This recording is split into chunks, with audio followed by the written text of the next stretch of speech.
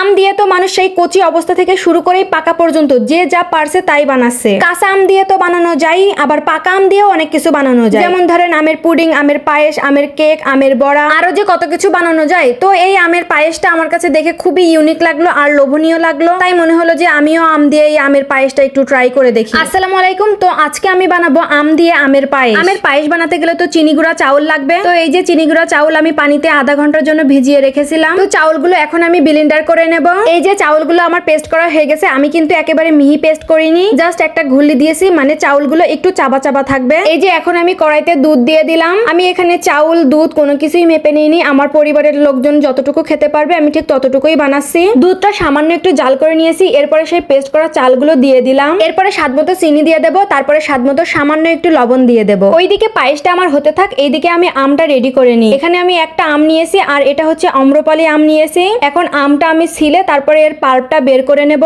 এখানে শুধু আমের পাল্পটাই লাগবে, আর কোনো কিছু লাগবে না। এই তো আমের পাল্পটা আমার বের করা হয়ে গেছে। এখন আমি এটা ব্লেন্ডার করে নেব। আমের মধ্যে একটু পানি দিলে পেস্টটা অনেক মিহি হয়। আপনারা পানিও দিতে পারেন, দুধও দিতে পারেন। আমি যেহেতু দুধ দিয়ে পায়েসটা রান্না করছি তাই আমের মধ্যে একটু দুধ দিয়ে দিলাম। আমের পেস্টটা আমার করা হয়ে গেছে আর দেখতেই পাচ্ছেন কতটা স্মুথ হয়েছে। পায়েসের মধ্যে সুগন্ধির জন্য 2টা এলাচ দিয়ে দিলাম। পায়েসটা আমার প্রায় শেষের দিকে, আর এই পর্যায়ে এসে এখন আমি আমের পাল্পটা দিয়ে দেব। পায়েসটা না শেষের দিকে আমের পাল্পটা দেবেন, তাহলে পায়েসের স্মেলটা অনেক সুন্দর আসবে। আর পায়েসটা কিন্তু অনবরত নেড়েই যেতে হবে, থামা যাবে না। যেহেতু এটা আগে থেকেই পেস্ট করা ছিল, কড়াইয়ের নিচে লেগে যেতে পারে অথবা পায়েসটা দানা দানা ভাব হয়ে যেতে পারে। এটা কুক হতে আমার খুব বেশি সময় লাগেনি, কারণ আগে থেকেই পেস্ট করা ছিল। তো আমার 30 মিনিটের মধ্যেই রান্না করা হয়ে গেছিল। আমের এই সিজনে আমের ভিন্ন একটা স্বাদ পেতে এই রেসিপিটি অবশ্যই বাসায় ট্রাই করবেন। জিভের স্বাদটাকে আরো বেশি বাড়ানোর জন্য এখন আমি দিয়ে দিচ্ছি কাজু বাদাম, কাঠবাদাম আর কিশমিশ। কাজু বাদাম আর কাঠবাদাম আস্তই থাকে, আমি এগুলো কুচি করে কেটে নিয়েছি। পায়েসের ঘনত্ব দেখেই বোঝা যাচ্ছে এটা প্রায় হয়ে এসেছে। পায়েসটা আমি এখনই নামিয়ে নেব, কারণ এটা নামানোর পরে এর ঘনত্ব আর একটু বেড়ে যাবে। পায়েসটা আমার হয়ে গেছে, এটা এখন আমি বাটিতে পরিবেশন করছি। এই পায়েসগুলো মাটির পাত্রে পরিবেশন করলে যে এত সুন্দর লাগে, বাট আমার বাসায় মাটির পাত্র নেই, যেটা আছে সেটাতেই পরিবেশন করছি। আবারও পায়েসের উপর থেকে কাজু বাদাম, কাঠবাদাম আর কিশমিশ দিয়ে একটু সাজিয়ে নিচ্ছি।